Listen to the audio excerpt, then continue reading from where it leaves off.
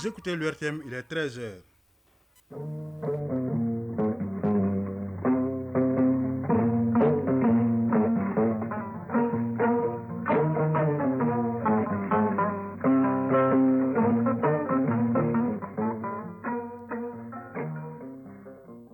Le journal Siaka Konaté. Mali Actualité, deuxième édition, les titres. Le ministre en charge de l'administration territoriale s'engage à appuyer toutes les initiatives de la commission de rédaction de l'avant-projet de la charte pour la paix et la réconciliation nationale.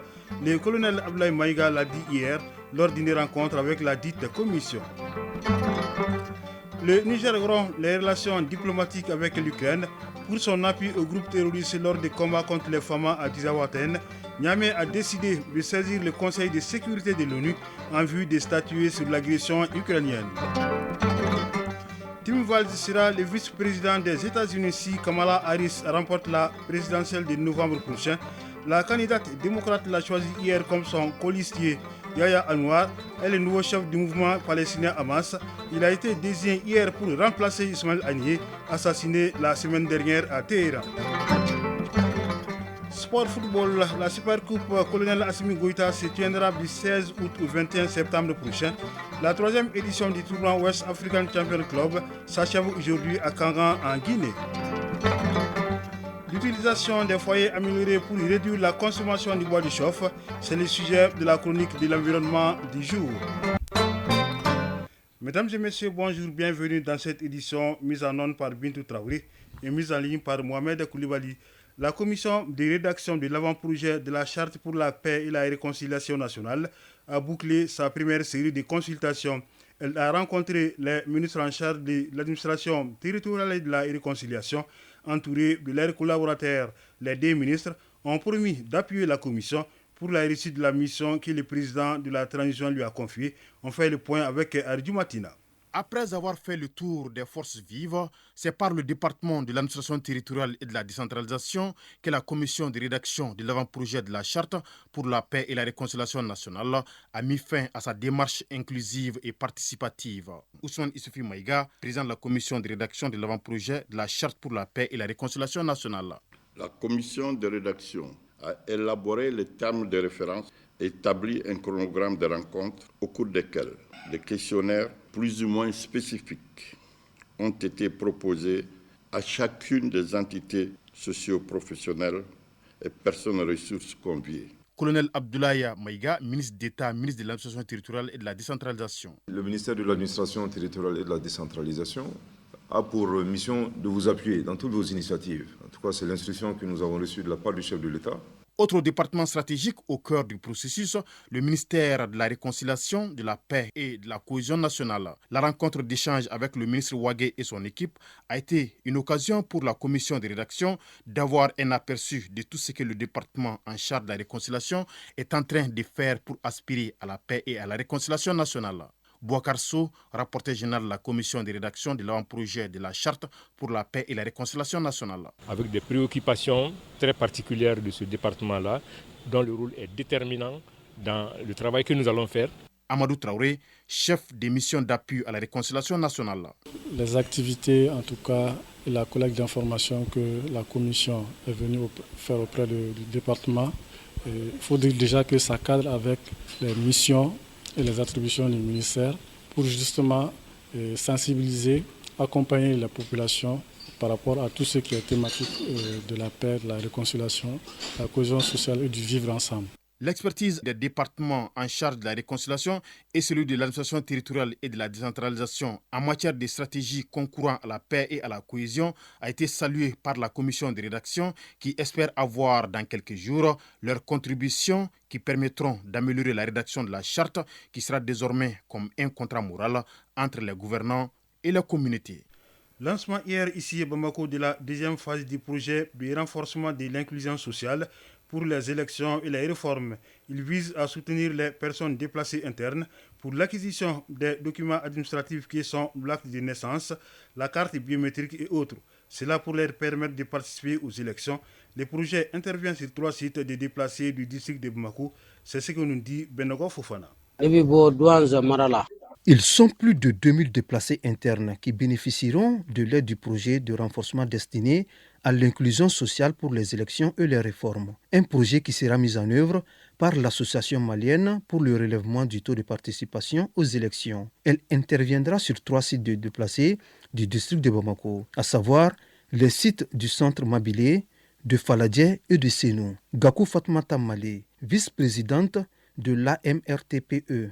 Cette deuxième phase se déroulera avec la recherche des actes de naissance aux personnes déplacées internes qui n'en ont pas. Ensuite, la recherche de l'obtention des cartes et des actes de naissance et aussi essayer de voir comment on peut aller jusqu'à la carte biométrique. Financé conjointement par l'USAID, CCD, NDA et l'ambassade du Royaume du Danemark à hauteur de 21 millions de francs CFA. Ce projet cadre avec la vision des autorités maliennes qui est de fournir à tous les Maliens des documents administratifs. Alice Liman, directeur adjoint NDA.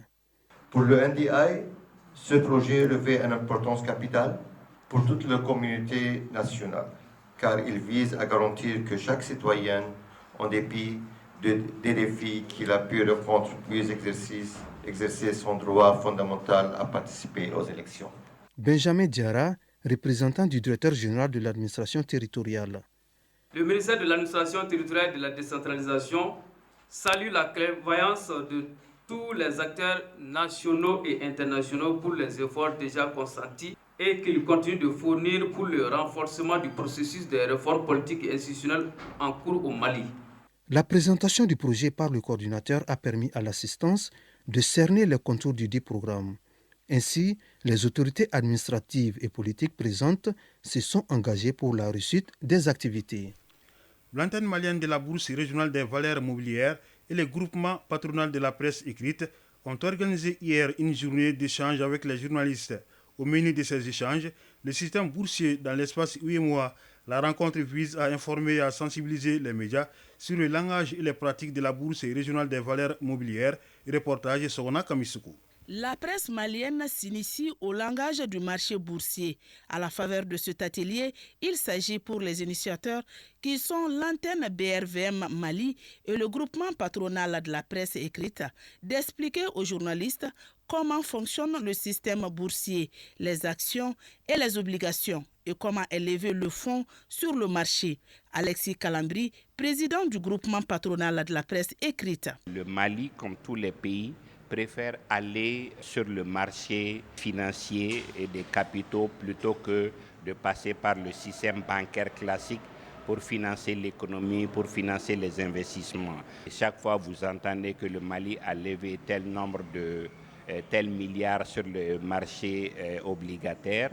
Donc les journalistes se contentent jusque-là de répéter. Donc nous voulons les doter en capacité pour analyser, pour comprendre et pour pouvoir restituer. Cette journée d'échange à l'endroit des journalistes fait partie des missions de l'antenne BRVM Mali. Awa Bagayogo, directrice de la bourse de l'antenne du Mali. La bourse, elle est sous-régionale. Il s'agit d'une bourse partagée par les 8 pays de l'UEMOA. Évidemment, il y a chaque pays qui a son fonctionnement un petit peu. Et nous, en tant qu'antenne de la bourse, nous avons une mission de développer le marché boursier au sein de nos différents pays. Au Mali en particulier, la culture financière est très peu développée.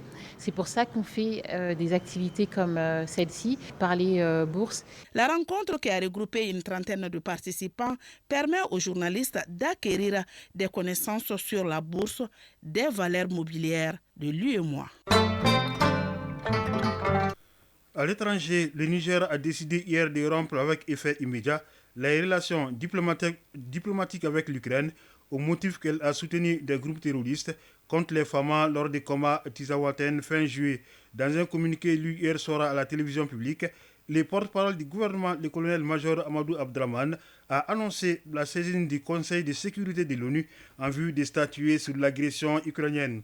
Niamey dénonce également le silence des États africains et de l'Union africaine en particulier et en appelle à la responsabilité de la communauté internationale. États-Unis, la candidate démocrate à la présidentielle du 5 novembre prochain, Kamala Harris a choisi hier son colistier. Elle a porté son choix sur Tim Walz, le gouverneur de Minnesota, toutes juste nommées, ce dernier s'en est pris au candidat républicain Donald Trump en le dépeignant comme un rétrogradé qui sème le chaos et la division. Il n'a aucune idée de ce qu'est le service à la nation, a-t-il lancé lors de son premier meeting côté de Kamala Harris à Philadelphie, devant une salle pleine à craquer. Le Hamas a un nouveau chef politique.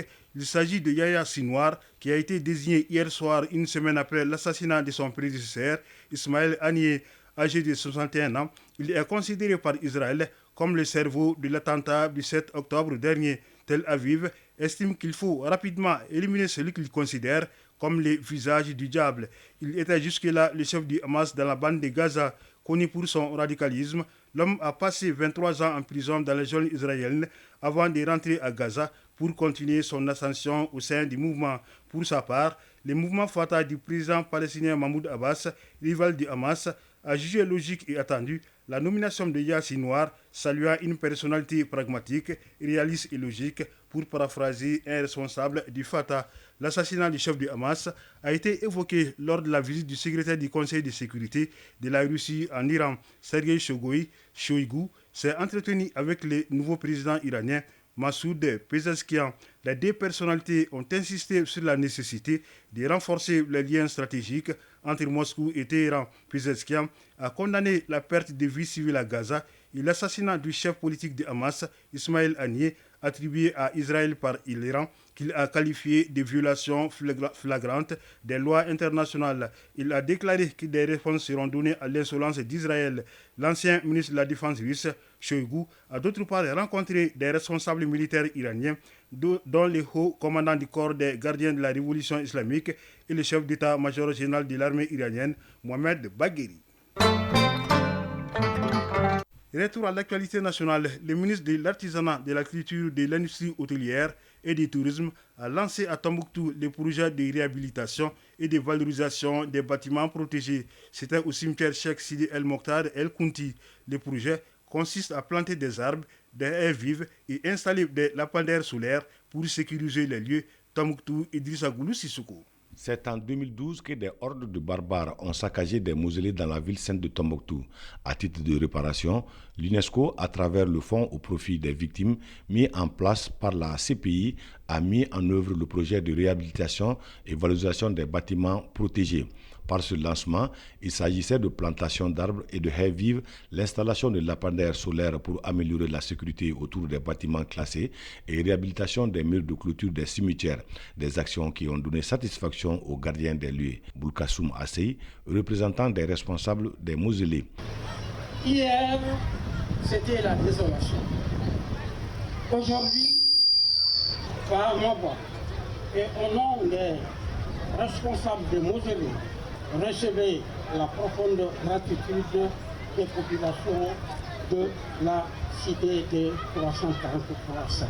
Ces actions visent à répondre aux préjudices causés et soulager les communautés tout en renforçant la cohésion sociale. Edmond Munkala, représentant de l'UNESCO au Mali. Premièrement, ces sites sont des sites qui appartiennent donc au patrimoine mondial universel. Et donc la responsabilité de sauvegarde et de réhabilitation incombe à tout le monde.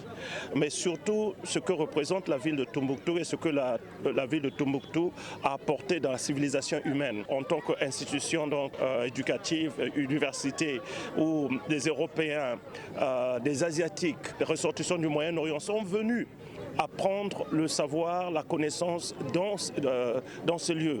Et donc tout ce qui symbolise en fait le patrimoine de ce lieu et qui doit être préservé et sauvegardé pour des générations futures afin de leur donner non seulement de la confiance en soi, mais aussi de l'espérance par rapport au futur. Par la forte résistance morale de notre peuple, par la mobilisation et par la solidarité internationale et en raison de l'action de la justice internationale, ces actions barbares ont au contraire permis de galvaniser les énergies et montrer la capacité de résilience de notre peuple, notera le ministre Ando Goli Guindo, ministre de l'Artisanat, de la Culture, de l'Industrie hôtelière et du Tourisme. Ces différentes mesures déjà entamées dans les cimetières qui abritent les mausolées de Alpha Moya, Sidi Mohamed et de Trois Saints sont élargies à tous les cimetières où sont implantés les mausolées classés au patrimoine mondial. Ces actions dynamiques, précieuses et concrètes ont été rendus possibles grâce au leadership du Fonds au profit des victimes mis en place par la Cour pénale internationale pour réparer les préjudices causés par les destructions de ces biens classés. Plantation d'arbres par les officiels, remise de motos et lampadaires ont mis fin à la cérémonie. Tombouctou, Idrissa Goulou Sissoko, Maouloud Tanina pour l'ORTM.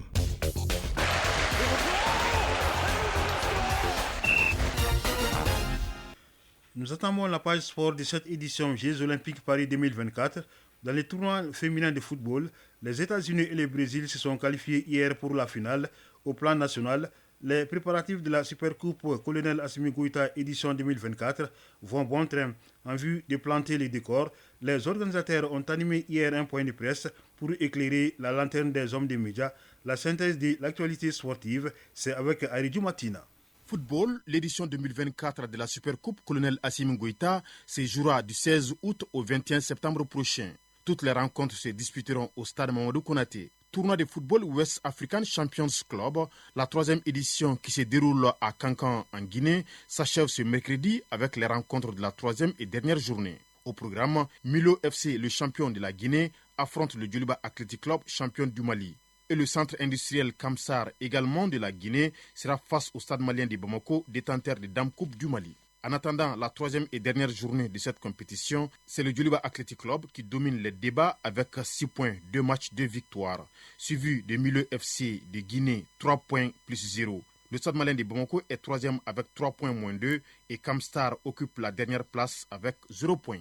Balle au panier, dans le cadre des préparatifs des éliminatoires des fenêtres de la Coupe du Monde au Mexique et sur invitation de la Fédération malienne de basketball, l'équipe nationale féminine du Rwanda sera à Bamako ce mercredi 7 août pour 2 matchs amicaux contre la sélection senior dame du Mali. Les 2 rencontres de préparation se joueront les 9 et 11 août prochains. Jeux Olympiques Paris 2024 pour terminer, la finale du tournoi de football féminin opposera les États-Unis au Brésil. Hier, en demi-finale, les Américaines se sont imposées 1-0 devant les Allemandes et les Brésiliennes de leur côté ont battu 4-2 les Espagnols. Rappelons que la finale du tournoi de football masculin mettra aux prises le vendredi 9 août l'Espagne et la France.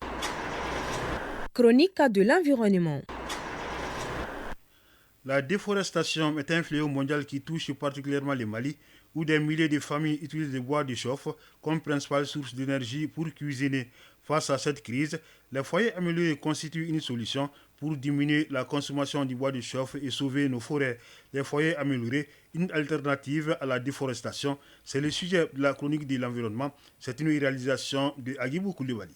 Au Mali, la majorité des ménages dépendent du bois pour la cuisson de leurs repas. Cette dépendance a conduit à une déforestation alarmante, avec des hectares de forêts qui disparaissent chaque année. La perte de ces forêts a des conséquences graves, affectant la biodiversité, le climat et les moyens de subsistance des populations locales. Sekou Ahmed Diallo, président de la PENACED, plateforme nationale des acteurs de la société civile sur le climat, l'environnement et le développement durable au Mali. Les énergies fossiles contribuent à détériorer notre environnement, contribuent au changement climatique. Donc c'est néfaste pour nos pays, notamment les pays africains. Maintenant, les énergies renouvelables, il faut dire que le Mali a un potentiel extraordinaire qui n'est pas exploité. On vit depuis quelque temps une crise énergétique sans précédent, alors que nous avons les ressources à travers les énergies renouvelables pour pallier à cette crise énergétique. Les foyers améliorés offrent une solution viable à ce problème. Conçus pour être plus efficaces que les foyers traditionnels, ces dispositifs réduisent la consommation de bois jusqu'à 50%. Ousmane Souri Samasekou, ingénieur des eaux et forêts spécialisé dans la production et la diffusion des foyers améliorés et des combustibles attractifs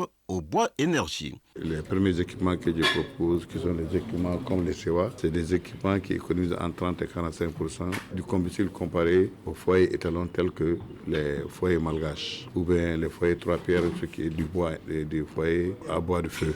Ce qui est du réchaud, qui n'utilise ni le bois ni le charbon, utilise une biomasse liquide qui est produite à partir de la mélasse de la canne à sucre pour obtenir l'éthanol ou le bioéthanol à partir de la canne à sucre produites par les 2 usines sucrières du Mali, telles que Soukala et Nsoukala. Brahima Traoré, chargé de communication de la PENACED, plateforme nationale des acteurs de la société civile sur le climat, l'environnement et le développement durable au Mali. Si actuellement nous voulons limiter les émissions de gaz à effet de serre qui proviennent de la combustion des énergies fossiles, donc il faut forcément aller vers les énergies renouvelables. Donc ça nous permettra de diminuer notre impact sur le changement climatique et ça nous permet aussi d'adapter au changement climatique. Cette efficacité accrue se traduit par une moindre pression sur les forêts et une réduction des émissions de fumée, améliorant ainsi la qualité de l'air et la santé des utilisateurs. Les avantages des foyers améliorés sont multiples. Ousmane Souri Samasekou, ingénieur des eaux et forêts. L'avantage de ce nouveau combustible que nous sommes en train de vulgariser, c'est que ça ne produit pas de monoxyde de carbone, que nous savons tous, quel que soit le type de combustible ici, il est d'origine végétale, surtout ligneuse, tel que le charbon de bois ou le bois de feu. Tu as quand même toujours un dégagement de monoxyde de carbone, infime soit-il. Tandis que pour le bioéthanol, c'est propre à 100%. Les foyers améliorés ne sont pas seulement une innovation technologique, mais un véritable espoir pour l'avenir de nos forêts et de nos communautés. La route est encore longue, mais chaque foyer amélioré installé est une victoire pour notre planète. Et réalisation Ousmane Dao, présentation Chara Konaté, mise en onde Bintou Traoré, mise en ligne Mohamed Koulibaly. C'est l'équipe qui vous a permis de suivre cette édition. Une édition à retrouver sur www.ortm.ml. Restez à l'écoute pour pouvoir suivre les avis et communiqués en français et bamana. Merci de nous avoir suivis et bonne écoute radiophonique.